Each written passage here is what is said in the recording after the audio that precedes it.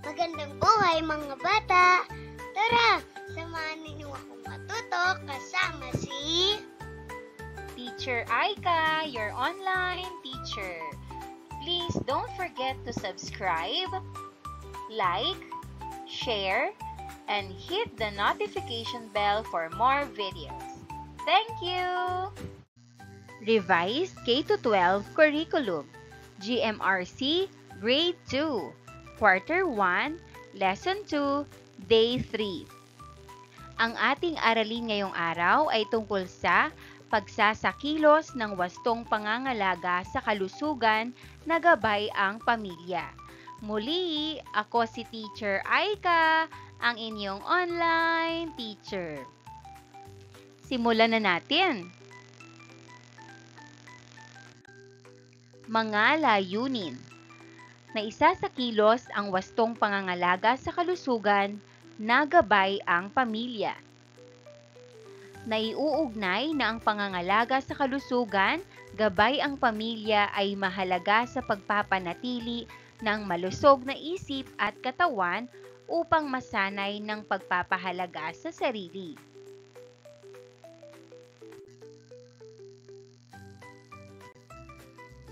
Hulaan, bunot kilos na tatawagin nating hula-bolos. Ang bawat kinatawan ay bubunot ng kilos salita na ipakikita sa harap ng klase. Huhulaan ito ng klase. Narito ang mga kilos: pagsesepilyo, paliligo, pag-eehersisyo, pagkain ng saging at pag-inom ng tubig.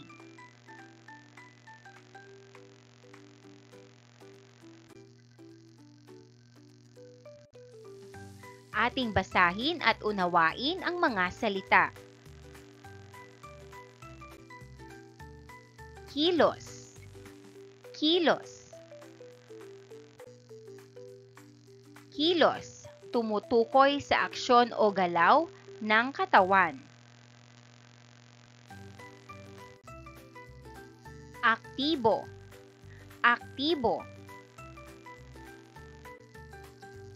Aktibo ay nagpapakita ng pagiging masigla, mapanlikha at laging handa sa aksyon. Inisyatibo, inisyatibo. Inisyatibo ay pagsisimula ng isang bagay o gawain.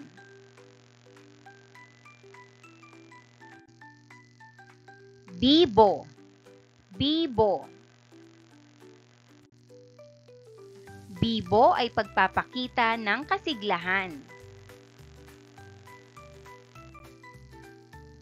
Gawi, gawi. Gawi ay regular na asal, kilos o ugali na paulit-ulit na ginagawa ng isang tao.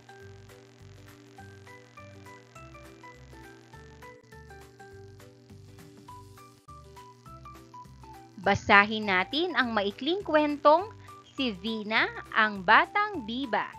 Isinulat ni Crisel B. Quemquem. Si Vina, ang Batang Biba. Isinulat ni Crisel B. Quemquem.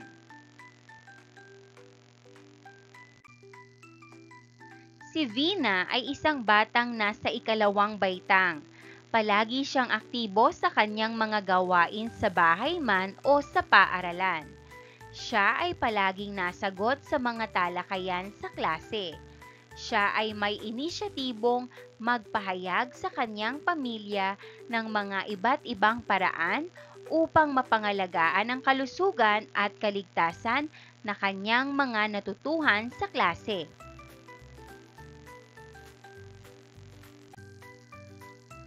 Palagi niyang pinipiling ulam ay gulay at isda. Kapag naman sa paaralan ay prutas ang kanyang madalas na baon para sa recess. Mayroon din palagi siyang dalang tumbler para sa kanyang inuming tubig. Bilang bahagi ng pag-ehersisyo ay araw-araw silang naglalakad ng kanyang ina sa pagpasok at pag-uwi mula sa paaralan.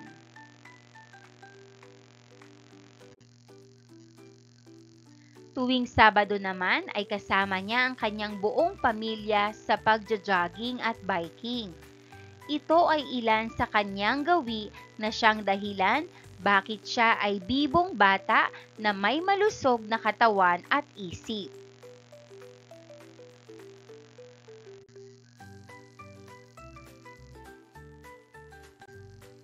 Mga gabay na tanong. Una, sino ang pangunahing tauhan sa kwento?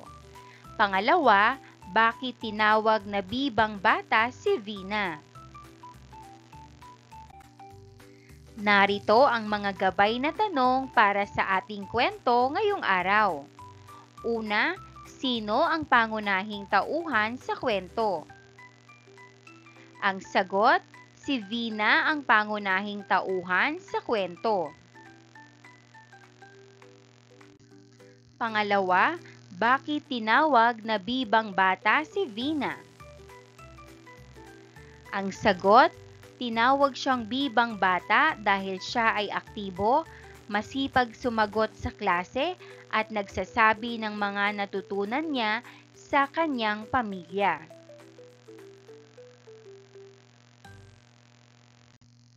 Pangatlo, ano-ano ang mga paraan ng pangangalaga ng katawan na isinasagawa ni Vina at ng kanyang pamilya? Sagot, kumakain siya ng gulay, isda at prutas. Laging may dalang tumbler ng tubig. Naglalakad sila araw-araw papunta at pauwi sa paaralan. Nagja-jogging at nagbabiking sila tuwing Sabado kasama ang buong pamilya.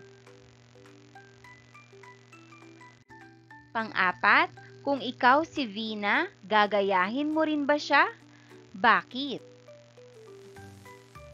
Ang sagot, oo, gagayahin ko siya dahil makabubuti ito sa kalusugan at kaligtasan ng aking katawan.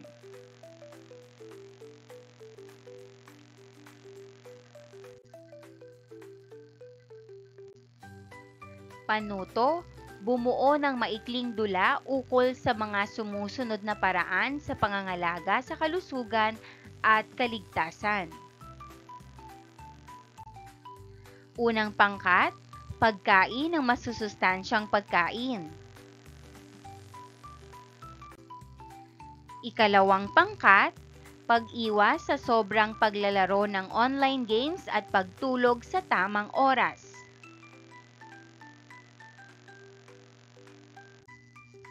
Ikatlong pangkat, pag-ehersisyo. Ikaapat na pangkat, pagkonsulta sa doktor kung may sakit.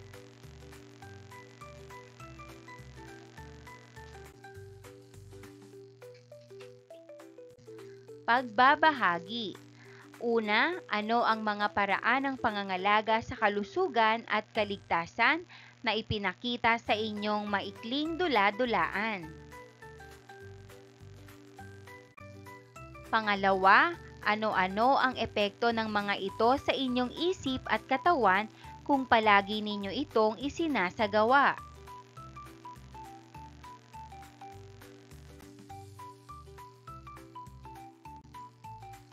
Panuto, isagawa ang isang simpleng ehersisyo katulad ng stretching, jumping jacks at running in place. Ipakita ito sa klase.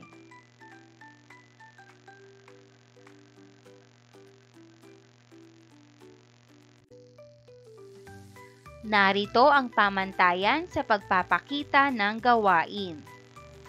Kategorya, kalinisan ng paggawa at antas ng enerhiya. 5 puntos ang pinakamataas, 1 puntos naman ang pinakamababa.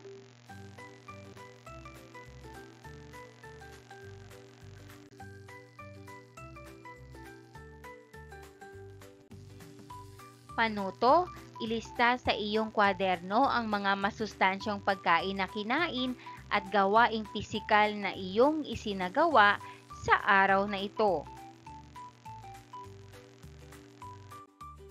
Maraming salamat sa panonood! Huwag kalimutang i-like at mag-subscribe para sa higit pang educational content.